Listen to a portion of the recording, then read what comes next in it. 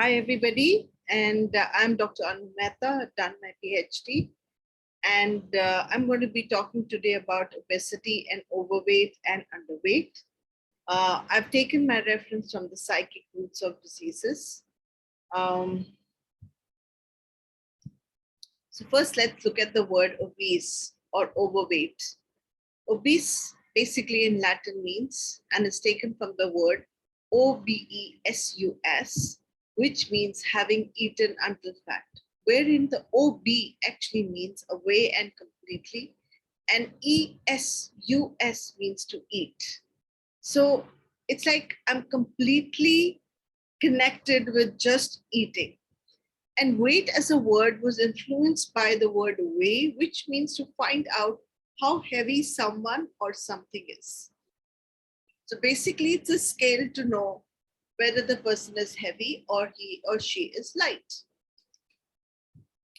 And over here, conditioning plays a major role. So in this video, we're going to talk about the conditioning that is impacting our weight gain or weight loss. Right now, we're looking at the image and the conditioning, and we're looking at what's our self-image? How do we look at ourselves? And how do we connect to ourselves? So how we connect to ourselves is invariably connected with where do we think we belong? Like, where do we think we fit in? How do we look like? Do we look like the part of the pack?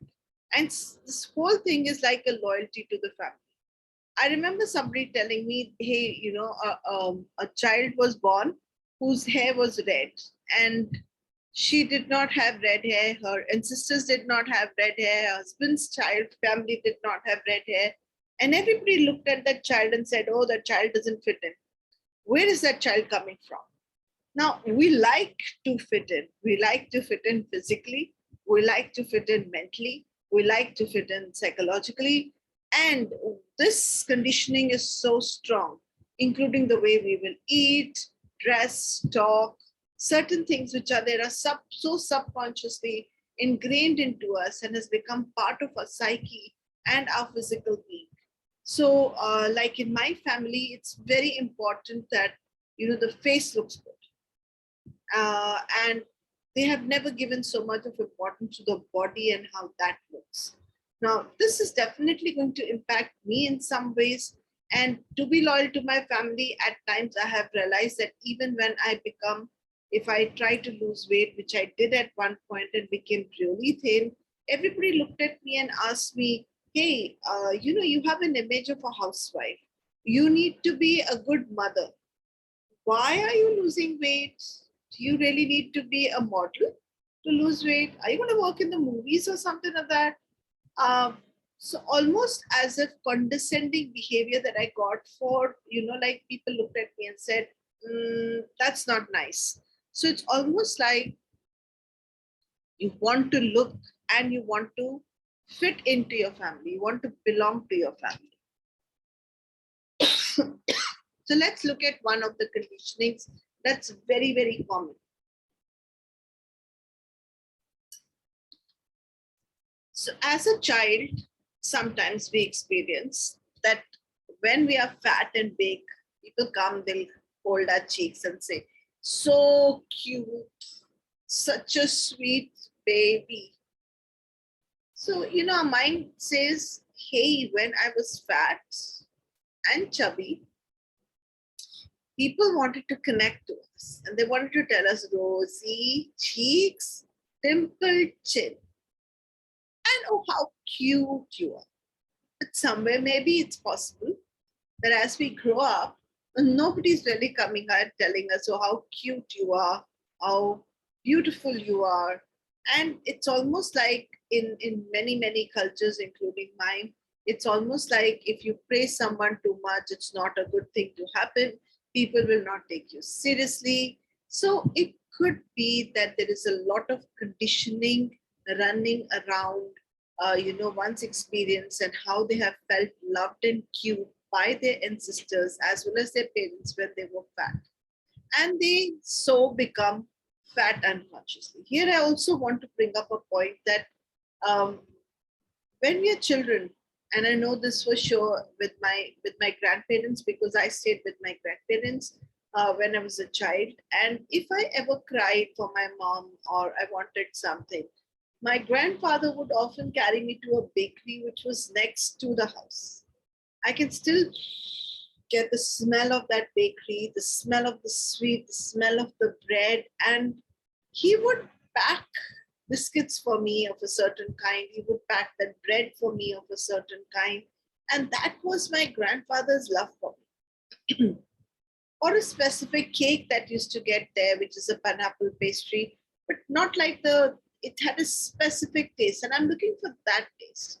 Now, my mind is conditioned with that taste and conditioned with those things being something that's going to be my comfort food, something that's going to make me feel fitted in, safe, happy. And those were the compensation for my mom, that she's not there, baby, but like, I'm going to take care of you, and now you're going to eat this, and I'm there for you. I'm going to give you this bread. I'm going to give you these cakes. I'm going to give you these biscuits. So just enjoy yourself. And to be really honest, I was always chubby. I wasn't ever fat, but I was always chubby. And people looked at me and said, "Oh, how cute." Now, subconsciously, my programming is, if I'm feeling sad and I'm feeling lost, then my mind and my body is going to move and go to picking up all those foods, like the bread, like the cakes, like the chocolates. It wasn't so much of chocolate, like the biscuits. And that's going to mean that people love me.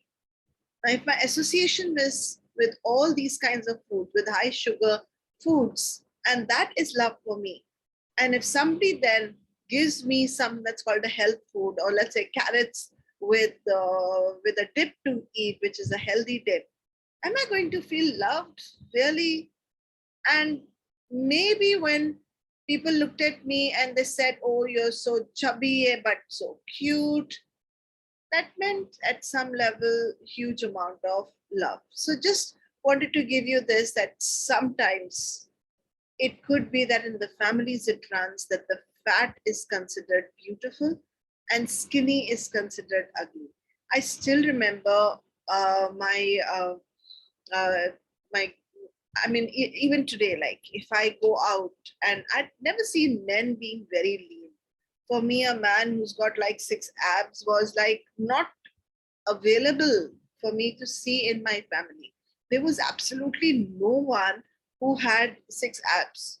So for me, I never even expected a man to have six abs. It was very common for a man to have a little pillow rather than the six abs. And so if I am meeting someone and they're slightly fat, for me, I feel that I've connected with my family. Isn't that funny? My grandmother was extremely obese, and she gave me a lot of love, like so much of love that it's impossible to ever forget her for that. Like she really, really pampered me. Now in my life, I've always had people around me who are extremely fat, and my association with all those fat people is that they are safe. I can give them love, and I get love back from them. And interestingly, I do get love back from them. So I hope you've understood that what kind of conditioning can also lead to we being comfortable with other people and not wanting them to change, because if they change their weight from being, that plump, fat, chubby to someone thin and lean, it's almost like losing the person away. I also remember one time when I did lose weight and my husband walked in and looked at me and said, "That's looking nice, but are you losing weight for someone or are you losing weight for me?" Now, these words never really left me. If losing weight was always connected with, in my mind, with someone who would leave the house and go with another man, or someone who would be not so trustworthy, this could then lead me to be conditioned to and have a lot of resistance of being very skinny or very thin. So let's go to the next example. Sometimes we see that our ancestors experience weight loss as a dangerous phenomenon. Like, for example, a child um, who is not getting food to eat, and the image of that child is always a child who's very lean and doesn't have and has to be at the is not in a condition that you would look at that child and your heart would go out to that child. You would want to help that child. Let's pause here. If you think you are in their state, do you think you would be comfortable and you would feel safe being in the state of that child who is looking extremely vulnerable? Yes, your heart goes out to that child. Do you want people's heart to go out for you just because you are looking as if you need help? And even as I'm speaking right now, asking help was told to me that if you take help from someone, that can be dangerous. That means that they could take advantage of you. Look at this. At one point, you're looking so lean that people are looking at you and saying, oh my God, is she starved? Have people not fed her? Is she like coming from a lower status? Does she have money? Or is it that she's come down with a horrible disease because of which she's lost all her weight and she's suddenly looking like really haggard, like really not okay? And oh my God, like, if she loses any more weight, she'll disappear. Even when I'm talking right now, my mind says, I don't want to disappear. I don't want to look vulnerable. I don't want to go and ask people for help so that they could take advantage of me. And these are all kinds of conditioning which could stop us on our track and not allow us to lose weight. So let me give you a case study here of a very dear friend. She's a beautiful person and she's quite big. Interestingly, like I told you before, I've never seen her as big because for me, big is beautiful. For me, big is safe. Like I said, my nanny was big. But when she was growing up, she wasn't big. She was thin. She wasn't this fat. She wasn't obese. Let's put it like that. In fact, she became so obese that, the insurance company refused to give her insurance. And that's when she looked at herself and said, I need to do something about this weight. But till then, she had never looked at herself and said, oh, there's something wrong with her. She looked at herself and said, she's fine, which is great. At the same time, it wasn't good for her health. That insurance company wasn't even ready to give her a health insurance based on her weight. So let's understand what happened with her. As a little child, her father went through massive business losses and he had to migrate back to Mumbai. And during that time, the means and the resources in the house were very little. Too many children, very little resources, and her mother made sure that they got food to eat. It was the same rice and the same curry that was made out of curds, a yogurt curry that was created every day. And there were times when they would just have batata vada, that's another delicacy of Mumbai. It's extremely cheap and wholesome food. So basically, I'm eating the same food again and again. I'm filling my stomach. I can't pamper myself. Now, not being able to pamper is got conditioned with not having enough. And not having enough means if I can get good food, that means I have enough. So can you see the association? I don't have enough, and so I have to eat the same food again and again. And I don't have variety, I don't feel pampered. So when she started earning, and she started earning very early in life, she made sure, no matter what, she wouldn't spend on a dress, but she would spend on her food. Because eating the same food every day wasn't something that she would like to be in ever again in her life. So if I have to tell her, and it meant to say that butter and cheese, all those things which were very difficult and expensive, were not put in the food at that time. Now, for her, it would mean she can have her chocolates now because she can earn. She can put the ghee in the food and the butter in the food and have the right amount of sweetness that other children were eating at that time and she couldn't get. Now, if our conditioning is all about that, people are going to look at me and think I'm not rich enough if I'm thin, I've lost my status, it's dangerous, then you're going to pose a lot of resistance to lose that weight. So just watch out and see if you have any of this conditioning. Sometimes this conditioning goes in the generations, meaning generations have got people who are fat. Like it's an ongoing struggle for the generations to kind of beat the obesity, and they're dissatisfied with their own body image.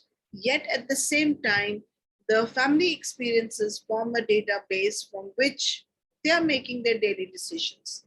And they're also, the children are making those daily decisions. It's like the food has to be in a certain way, the habits have to be in a certain way, maybe the exercise is not given importance, and the whole family may be fled down from or migrated or changed where they felt that they didn't feel belonged, they didn't feel connected, or there could be number of reasons uh, why the family is having a bad image of themselves or body shaming, and yet they cannot lose weight. Can you think of what could be the conditioning? What are the experiences people could have gone through that could make them look really big and fat? One of them that comes out very loudly is that maybe people want to be visible. The only way they can be visible is by really putting on tons and tons of weight so that when people cannot miss their presence, they cannot miss that they are present in front of you. So look out and see if the whole family is having similar weight gain. Then if we are just looking at the person and doing therapy for the person and saying, hey, you know what, you need to stop eating, you need to stop doing this, that may be difficult for the person to do. We need to then look into the family and look into what really is making the family eat the way that they are eating. So the questions that you really need to ask about conditioning are, which internal psychological conditions are existing within the family that is giving rise to the overweight in the family? So what are the things that are happening in the family? We'll have to understand their stories. We'll have to understand what is common among all the people who are fat. What's really happening? What are the emotions that they're going through? What are the family situations that they're going through? Is there anything parallel in their family situations? Is there some psychological conditions which are similar?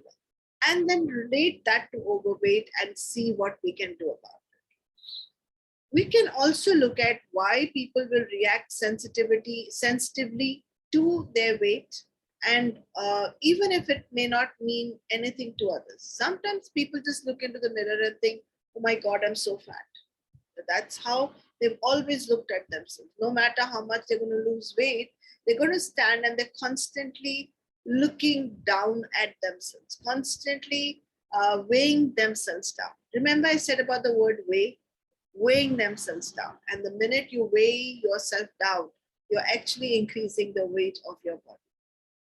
We also need to find out what makes us into a fat person and how do we behave, and how do we behave out to the outside world when we are fat. I still remember when I put on a lot of weight, and I really felt very fat. And there are days when I feel fat, and there are days that I don't feel fat. But the days that I feel fat, I would, want to wear clothes which are even more loose because it's comfortable, it's airy, and my bulges are not being shown. And at the same time, when I look into the mirror, I don't see myself as fat. I'm more into hiding that fat rather than seeing and doing anything about it. So what makes me feel fat may not be the same thing that what makes other person feel fat. So I remember like 10 years back when I wasn't uh, big at all, at that point when I would look at myself in the mirror and I would say, I'm big. But when I look back at the photographs today, I look at those photographs and I wonder, why did I even think I was fat? Sometimes a person may weigh a lot, but might look very lean. So it could be the bone weight, it could be the high density in the bones, and it could be that the person has good muscle mass. So is weight everything? Are you feeling fat? You're feeling fat. Please, please, please look first at what other conditioning, whether what are the resistances that you have that aren't letting you put on or aren't letting you lose weight. And I would like to conclude with this. I don't know anyone who likes to lose. I don't know anyone who likes to lose anything in their life, including money, including self esteem, or anything. But I know everyone today who wants to lose weight. So think again, do you really want to lose weight, or do you want to understand what are the conditions and what are the conditioning that aren't letting you be the ideal weight that you need to be? Thank you very much and continue watching. Thank you.